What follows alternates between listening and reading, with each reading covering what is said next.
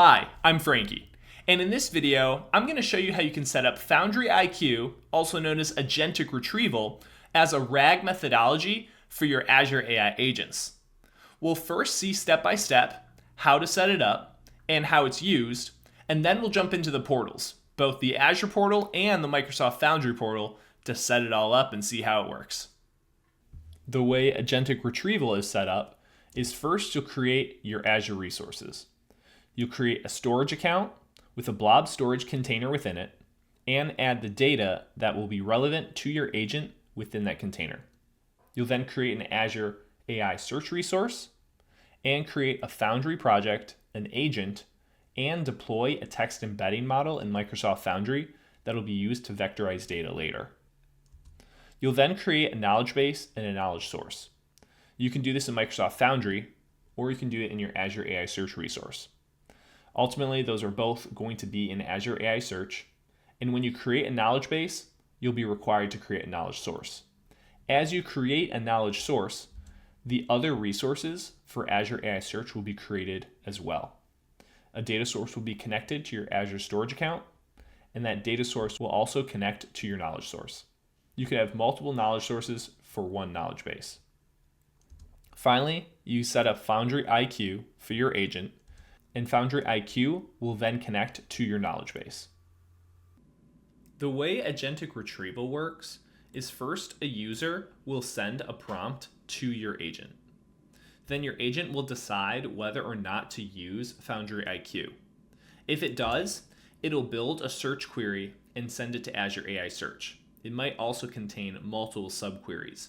You also might need to approve this because Agentic Retrieval uses MCP protocol, which may require your approval in your chat window.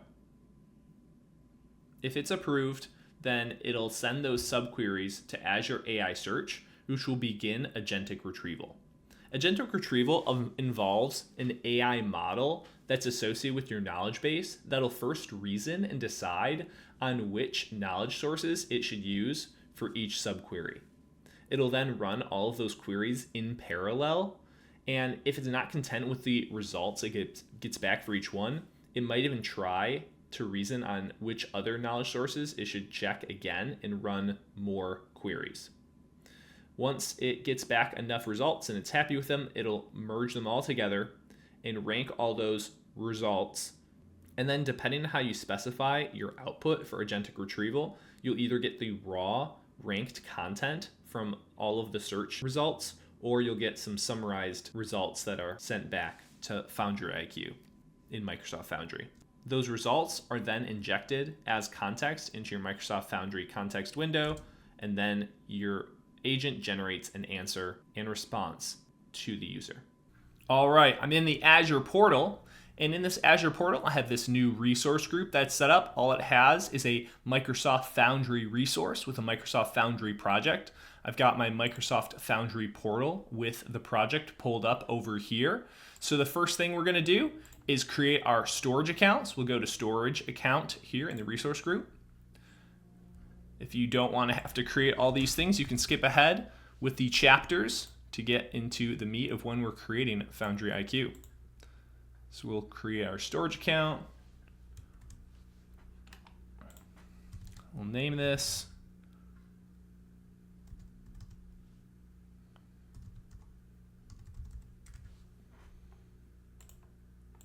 Azure Blob Storage. Primary workload will be AI. Leave standard. We don't need geo redundancy. I'm just going to choose locally redundant, and we will leave the rest of the defaults and create our storage account. Now to talk about our use case here, I have a fake bakery called Frankie's Bakery that has policies, has frequently asked questions, and recipes. And those recipes are for products that are used in Frankie's Bakery. We're going to take files for the frequently asked questions, some policy information, and recipe data that I have, and those are going to be the pieces of information in JSON files that we're going to upload and we're going to query on. My resource is done being complete. Go to our storage browser and our storage account. Go to blob containers. And now let's add a container. So because we're going to use Agentic Retrieval, also known as Foundry IQ, we can search through multiple knowledge sources, as opposed to classic search when you're using Azure AI Search for RAG, where you can only search one single index with your Azure AI agent. Because we can search multiple, we're going to have 3 different containers to simulate having multiple different knowledge sources so that we can see Foundry IQ really in the works. All right, so we're going to have Frankie's Bakery FAQ.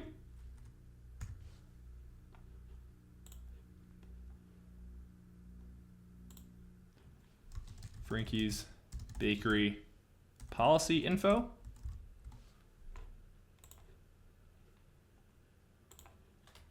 And Frankie's Bakery recipe info. We'll just call it recipes. All right, so now for each one of these, I'm gonna upload this data. For your reference, here's kind of like what some of this data looks like here. We've got recipe names, some descriptions, ingredients, policy info, just some content, and some FAQ questions there. So those are the 3 JSON documents that we're going to be uploading. I'll bring this in, upload it. Go to our next policy, upload. Bring that in.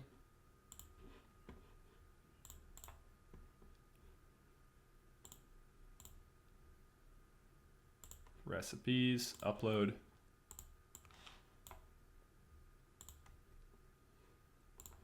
All right, now we have 3 different containers, each with a JSON file in there.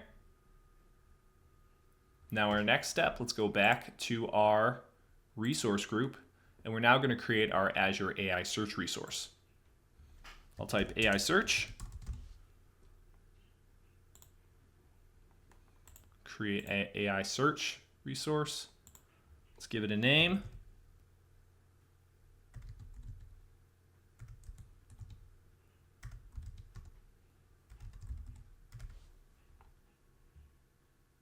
Okay, you want to be aware that when it comes to Azure AI Search, it can get pretty pricey pretty quick. There's a lot of power and compute that goes into being able to store and vectorize a lot of information and then quickly being able to query and search through it to then send back results that are relevant and high quality. Because of that, Microsoft has to have a lot of resources themselves, and so it can get expensive using Azure AI Search. So you want to be super aware if you're going to use Agentic Retrieval or Foundry IQ, you either need to factor in the cost of Azure AI Search or just use it on a temporary basis where you have an Azure AI Search resource that you spin up and destroy and only use when you're actually using the service itself. You probably need infrastructure as code for that, but otherwise you'll have a permanent solution, and you just want to factor in how much it's going to cost. Use Azure Cost Calculator or Azure Pricing Calculator to come up with that information for your use case. In our circumstance, I'm going to choose Basic here, which is $75 a month per search unit, and we'll keep going. Then I will leave the rest of the defaults and create the search service.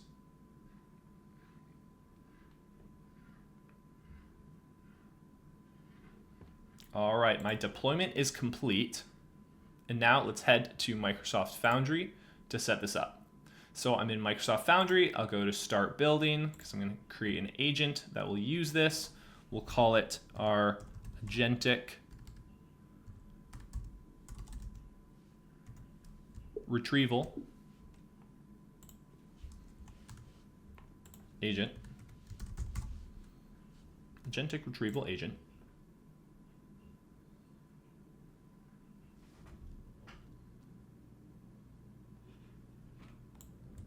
I'm going to give it some instructions and save this. And now let's set up our Foundry IQ. So add, connect to Foundry IQ, connect to an AI search resource. This will jump us to the knowledge section within the build page where we can get started setting up our Foundry IQ.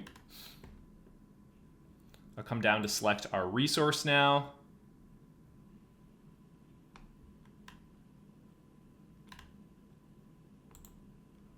Here we are. I'll leave auth type as API key and connect.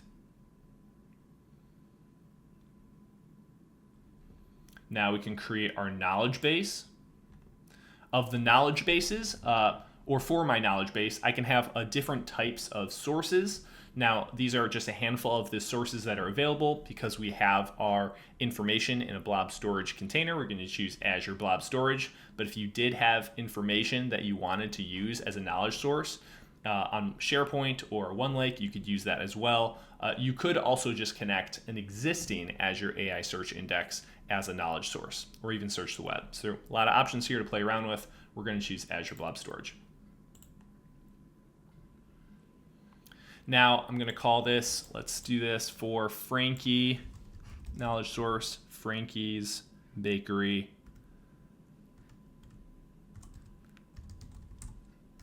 FAQ. The description here matters. This description is going to help the agent, or not the agent, the LLM that is associated with your knowledge base that is used to decide which knowledge source it should search for a query that comes to it. It's going to decide which one to use based on the description. So this description, you want to just be clear on what is in that knowledge source, or if it's like a web knowledge source, you want to say this is to search the web, so that your LLM, when it's deciding, it knows, hey, this is the one to use. So in this circumstance, I'm going to say Frankie's Bakery, frequently asked questions, just so it's aware. Then I'm going to choose the storage account where this is. I'll choose the container, leave the authentication type. Content extraction. So content extraction, this is for when your index, indexer, skill set, data source are all being created in Azure AI Search. This is talking about how much data do you want to have extracted from your external data source to be added to your index. So if it's minimal, it's not. It's just the basic information that you need. If it's standard, you might get more richer metadata. If there are images that are within your data that need OCR to be done, and all of the descriptions involved with those images needs to be added into your vectorized data, you might use standard for that. Our current region and tier don't allow for this, so we can't use standard. We're just going to use the minimal, and that's okay. But that is a circumstance when you might need standard. Is just when you need more richer data that needs to be extracted from your external data source to be added into the index that's going to be used for your knowledge source. Embedding model, it says include embedding model recommended. That's because if you don't have to have an embedding model, but if you don't, then you can't create vectors in your index. And when this knowledge source is being searched, it's being searched using keyword search, which is not quite as rich as vector search or hybrid search, because you lose the semantic meaning of the data and the text. So we want to have an embedding model that can vectorize our content in our blob storage account into our index that will be actually searched as for our knowledge source. So embedding models, I don't have one right now, so I'll browse models, see the embedding models. I'm going to choose text embedding 3 large, which if you're not sure what an embedding model is, this is just a special kind of AI model that is designed to look at text and change it into vectors so that it can be a vector embedding. It has all of the semantic meaning associated with words and text and content. So that's the focus of these types of models. So we're going to deploy this text embedding 3 large model. Now we'll select it. Now this chat completions model here at the bottom, this is for another part of the data extraction and creation of your index in the Azure AI Search side. So this Azure OpenAI deployment for image, verbalization, context extraction. Imagine talking again about the content in an image. If you wanted to have a chat completion model that can summarize the information on that image, this is what that model is going to do. So it creates more rich context data. We don't have images in our data source, so we don't need this. That is something that's unnecessary. And then the advanced options, this is if you needed your indexer in Azure AI Search to run more often, if you kept adding data to your knowledge source, the external knowledge source, in our case, the blob container. If there was more data being added on a regular basis, we'd want our indexer for our knowledge source to be running more often. And this is the ingestion schedule that we would set in the time. And then the folder is just the specific path if we have more specific paths in our blob container that we need to specify. We'll leave the defaults for that and create our knowledge source.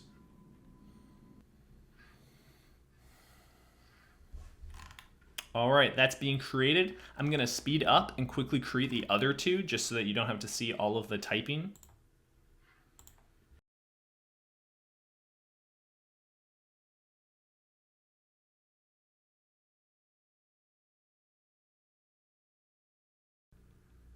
All right, now our three sources are active, or this one's being created, the policy info still. Let's take a look at the rest of the information in our knowledge base. First, we're going to add a name. We're going to call it Frankie's Bakery. I'm going to prefix it with knowledge base so that we know Frankie's Bakery. And we can give it a description as to this description is for what it is, just for anybody who's using this in the organization, so people are aware. This is not going to be relevant to the usage of it, so I'm just going to leave it blank. This chat completions model now that we're going to select, GPT 4.1, this is the large language model that's going to make decisions on which knowledge sources to use when the knowledge base needs to specify which sources should the subqueries be mapped to. So when you prompt your agent and the queries or subqueries come to this large language model, it'll decide between all of your knowledge sources when it is specifying which ones. So retrieval, reasoning, effort, there are three options: minimal, low, medium. If you choose minimal, all of the knowledge sources are going to be searched anyways. If you're choosing low or medium, this is where your large language model is going to decide which sources to use. It might not decide to search all of them just to be more efficient and quick. If you choose over here the output mode, there's extractive data and answer synthesis. Extractive data means the model is going to take all the subqueries that come from the Azure AI agent, and it's going to make those queries, it's going to get information back from your knowledge sources, and then it'll have a large list of sources and information that can be injected into the context for your Azure AI agent. And extracted data is going to just give all of that information to the agent, and then the agent needs to synthesize, summarize, and take all that information and use it however it sees fit. If you choose answer synthesis, then the chat completions model in the knowledge base is doing some additional summarization itself by synthesizing the information it gets when it does those queries on your different sources. If you're going to do answer synthesis, you have to have the low or medium retrieval reasoning effort. If you also want, you can have retrieval instructions, which will tell your chat completions model some more information as to which sources to check or look at if your retrieval reasoning effort is at low or medium, and not all sources are going to be used. I'm going to leave that blank because I want to save this and show the knowledge base searching with all of the sources, and then we can come back and see answer synthesis with the reasoning effort different. So I'll save this knowledge base. Then let's go to our agent and connect this. In our playground now for this agent, we'll come to memory, add, connect Foundry IQ, connect our knowledge base. And now we see this set up. Let's save it. Now I'm going to give it a prompt. This is to ask for information that I know should be related to all three of the different knowledge sources. Foundry IQ, or Agentic Retrieval, is using MCP protocol. Because of that, it's going to ask for our approval in order to run this. You can approve it once, multiple times. If you don't want to have to approve every time, we're just going to keep approving one time each time. So these are the subqueries that are going to be sent to our knowledge base, and the agent is going to pull information from our knowledge sources. So we see information on chocolate chip cookies, which is what I asked about, some storing information, freshness guarantee. I can come over to this debug within our agent's playground. I can see the tool call, and in the inputs and outputs, I can see the input of what was sent to the tool, and I can see the output. So this output, we see that it retrieved 7 documents, and then we see some of these sources. So this is the sources, the information that came back from the indexes in our Azure AI Search instance. And we can even see the blob URL that is associated with this particular source and is in recipes.json. So we know that this is information that came from recipes.json. And now we want to see if there is data that came from each of our sources. So we see recipes again, frequently asked questions, FAQ there. Now we're just looking for policies and policyinfo.json. So now that is showing us that this big chunk of output that our agent got, this is all coming from the tool. This is information from 3 different knowledge sources that our knowledge base sent back to our agent so that the agent could then take this information and use it to further answer our question. This is Foundry IQ being used to its full potential. Now let's take a look at that answer synthesis. Real quick, in the debug mode, what we're going to be looking at in the answer synthesis is right now in this tool input output, we see that this UID with this long UID name and the blob URL, the snippet, this is all the raw content that's coming from Azure AI Search when we search the indexes.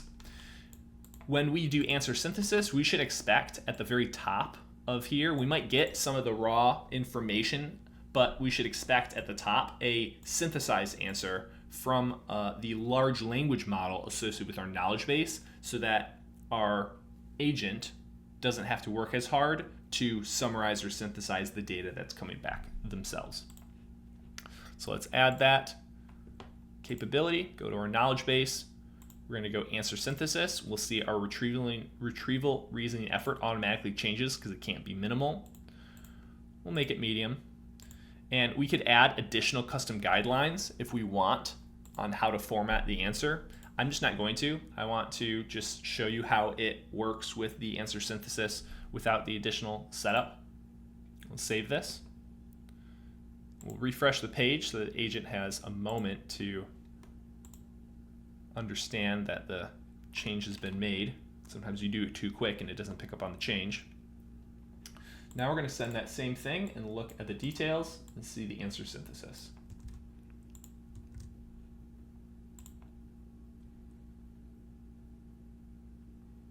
We'll approve the call.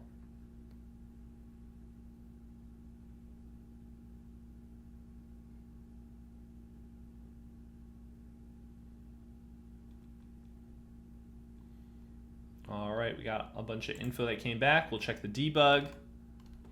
And if we check this tool, we see at the very top here, this right here, this is our answer synthesis. This is the summarized information from our large language model that's associated with the knowledge base.